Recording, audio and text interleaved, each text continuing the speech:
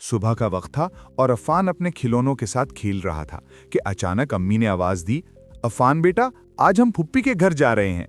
ये सुनते ही अफ़ान खुशी से उछल पड़ा और बोला, फुप्पी फुप्पी। अब्बू मुस्कुराते हुए बोले, और वहाँ अब्दुल्ला भाई भी होंगे।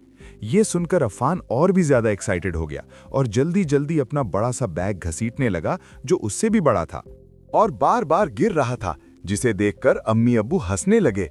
फिर सब गाड़ी में बैठ गए और रास्ते में अफ़ान बार बार पूछता रहा, अब्बू पहुंच गए? और कभी खिड़की से बाहर देखता, कभी सीट पर खड़ा हो जाता। एक बार तो उसने हॉर्न दबाने की भी कोशिश की, जिस पर अब्बू ने हंसते हुए उसका हाथ पकड़ लिया।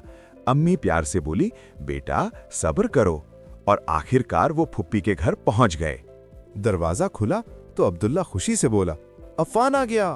और अफ़ान दौड़कर उससे लिपट गया और उसकी पीठ पर चढ़ गया। दोनों हंसते हुए घूमने लगे, जिस पर फुप्पी हंसकर बोली, अरे अब्दुल्ला, तुम बंदर बन गए और अफ़ान बंदर का बच्चा। फिर दोनों बाग में खेलने चले गए, जहां अब्दुल्ला ने कहा, आओ छुपन छुपाई खेलते हैं, और आंखें बंद करके गिनने लगा, जबकि अफ़ान इधर उधर देखकर पहले दरख्त के पीछे छुपा।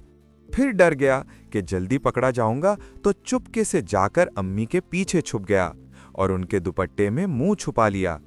जब अब्दुल्ला ढूंढते हुए आया तो अम्मी मुस्कुराकर बोली, कौन अफ़ान, मैं तो अकेली हूं। लेकिन अफ़ान अपनी हंसी ना रोक सका और पकड़ा गया। उसके बाद दोनों ने एक और खेल शुरू किया, जिसमें वो गेंद एक दूसरे को फेंकते रहे, लेकिन एक बार गेंद जाकर गमले से टकरा गई और मिट्टी थोड़ी सी गिर गई।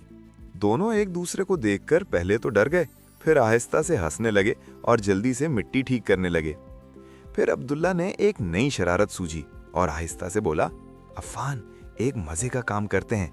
और गुब्बारा उठाकर अब्बू के पास ले गए और जैसे ही करीब पहुंचे, फटाक की आवाज से गुब्बारा फट गया। अब्बू चौंक गए और दोनों जोर जोर से हंसते हुए भाग गए, जबकि अम्मी और फूफी भी हंसने लगी।